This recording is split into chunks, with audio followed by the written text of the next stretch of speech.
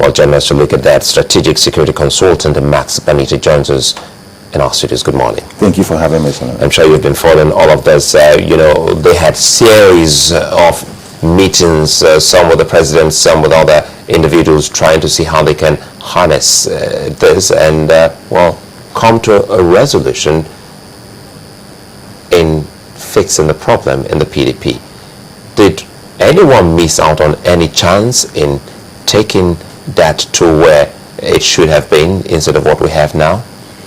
Brilliant question, but permit me, first of all, to say something that I promised the dead security men that were killed in Nasarawa. Your death will never go in vain.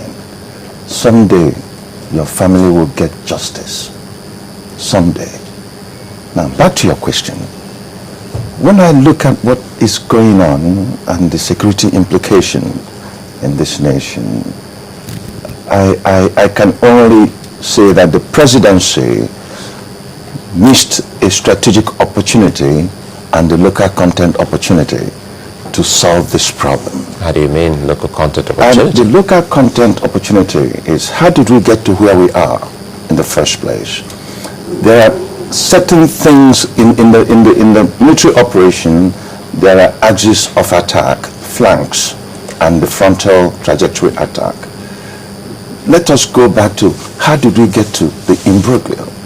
The first is, after the 2011 election, what I thought the president, who is a beneficiary of grief and mercy, should have done is to take a tour of the federation, going state by state to heal the wounds of that particular election, which was so divided along A, religious line, B, zonal line. It is your turn, it is our turn. That didn't happen. Number two, personal issue between a chairman of a party and a state governor was dragged into the center. What do I mean by that? A chairman was appointed by the party, or elected, if you want to use that word. What the chairman now does is conduct zonal visits rather than state visits to meet the various governors of his party and say, work with me, let us change the way things are done in our party internally. Let us sustain internal democracy. He failed to do that. He did what I call charismatic politicking.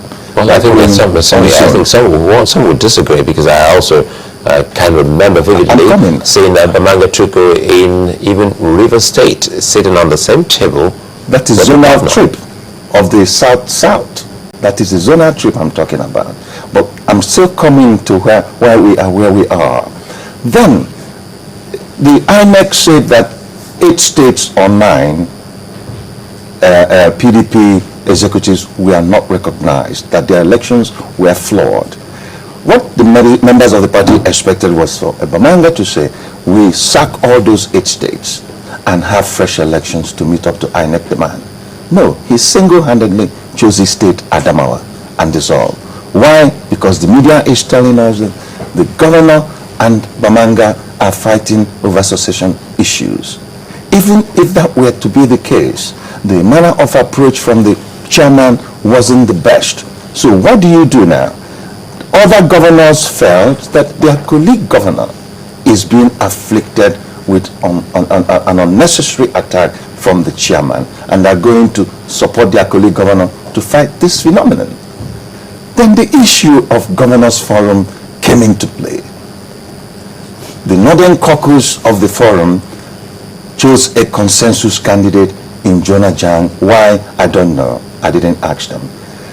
Then when they came to the meeting, they were convinced to go for an election.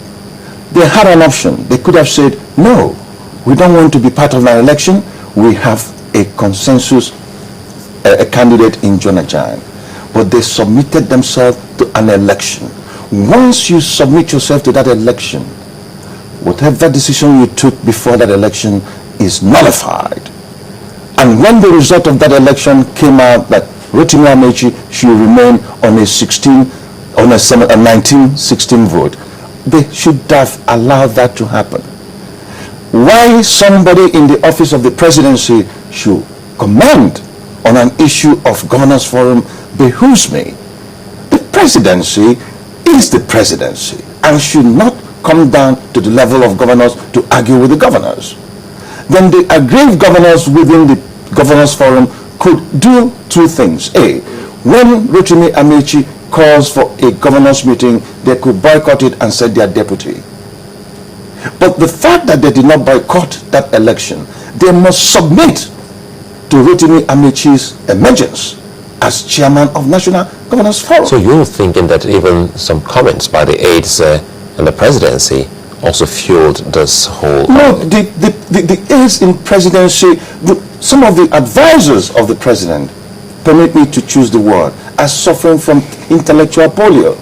They are not talking straight. They are not thinking straight. The first thing a president does when he takes position is to form a political intelligence unit. PIU. What does PIU do for you? It goes in every nook and cranny of the nation to feel the pulse of voters as to what is going to happen in future, how you are going to deliver dividends of democracy. This presidency lacks it. He brings in provincial players who lack in local content, who cannot even win election in their constituency, who are only willing to be turbaned or receive Igweship or Obaship or Otumbaship, rather than doing that which the presidency is required. The office of the Department of State Security do have political intelligence unit, but that office is mandated to address the presidency on risks to the state and not risk to the party. Therefore, they cannot be bullied to give you the information that they have. But the office, the SA to the president on political, ought to have put in a PIU unit. And that PIU unit would have gone to Sokoto and say, look, Mr. President, according to the mandate unit, according to the unity group, you may not have won Sokoto 100%, but they gave you the spread required by the constituency, by the constitution, to be a president. The man in Sokoto that gave you 25% of his vote and gave the other balance to CPC is more democratic in a constitutional setting than the man that gave you 200% of his vote in Rivers State and Bayelsa.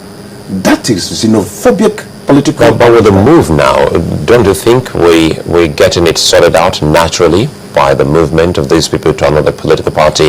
If they just couldn't resolve it in their own party, that is the PDP, this movement of these governors have actually, well, sorted things out by itself. I think the move really was unnecessary. They should have stayed in their party and fight within their party. And in the United States of America, we have had issues where Ted Kennedy disagreed with Jimmy Carter, but it was resolved internally.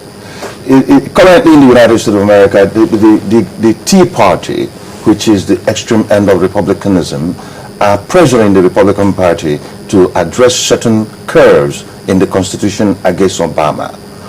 And they are succeeding to an extent, but it's destroying the party. Nobody is cross-carpeting to the Democratic Party because the Republican Party is not doing the right thing. And the fact that the G7 or G5, or it might even whittle down to G2 eventually. You think so? Because the governor of Sokoto, I don't think was there, and I don't think is really does want to move in to APC. And the interface I had with him once, he described the president as a gentleman, that his meeting with the president is a beautiful and fruitful meeting that could lead to the resolution of this matter. And he even said that some of the advisors of the president are equally gentlemen, which means his issue is not really with the presidency.